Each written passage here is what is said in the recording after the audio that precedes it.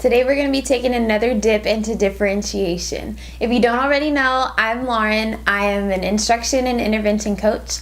I love empowering teachers to influence and impact all the students that are in their classroom and pass through over the years.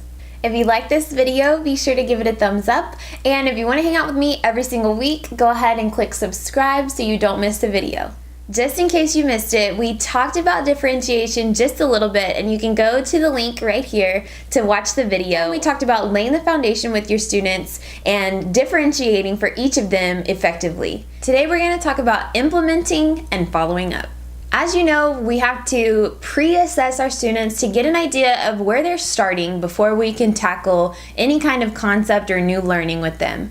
Now, differentiation is taking all of the things your students already have and adjusting the learning so that it fits their specific needs. This ensures that your students are supported in any instruction delivery tool or strategy and any activity that they participate in your classroom. I'm going to be using the same swimming analogy that I did in the first video so that it's easy for you to follow along. So let's think about your students that would need floaties if you and your class went to the pool on a field trip.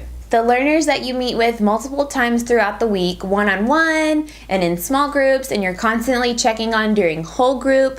Now keep those students in the back of your brain while we talk about this next part.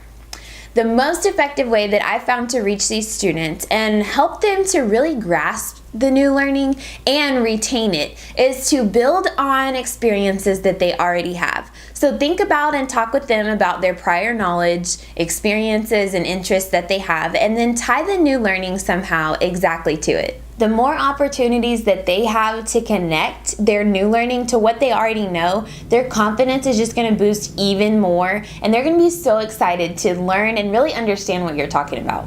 The roots of their learning are going to grow even deeper, and they're going to be able to really retain and hold on to the new information.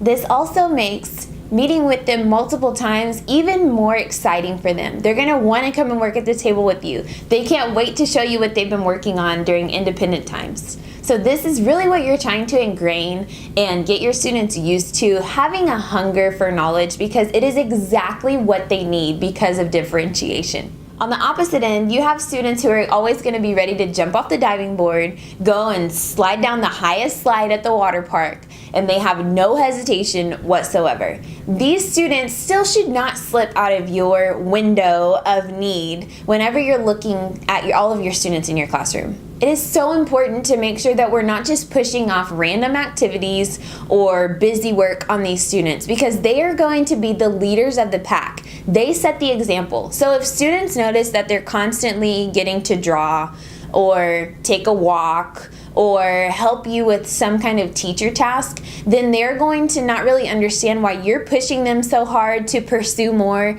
and to revise their work to make it the very best, because that's not what they see everyone else doing. We still need to be meeting with these students often, making sure that they're not just hanging out in their comfort zone, and creating extensions in the learning for them that really push them to maximize their knowledge and their effort. With all students, reteaching is a wonderful thing. This just makes sure that they don't have any misconceptions, they're not confused about any new learning, and that they're relating it to the correct prior knowledge that they already have. Celebrate success with your students any chance you get. I mean, wouldn't you want somebody patting you on the back, giving you a gold star whenever you've done something that's just awesome? As adults, I think that we take that for granted because we're not used to that anymore. But despite your students' level of readiness or where they rank, allow them to share their new learning and be excited about what they're doing. Even if they make mistakes, it's so important to encourage them to keep going, find solutions that work best for them, because this is eventually going to go into habits that they form that are going to increase their understanding and push them to do more, not only in the classroom, but in life in general.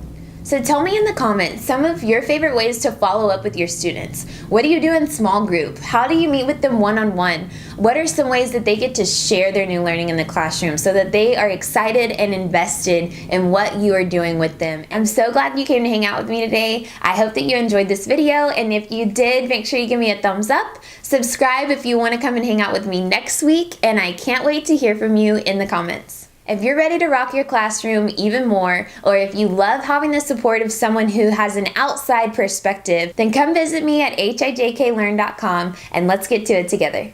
I'll see you guys next time.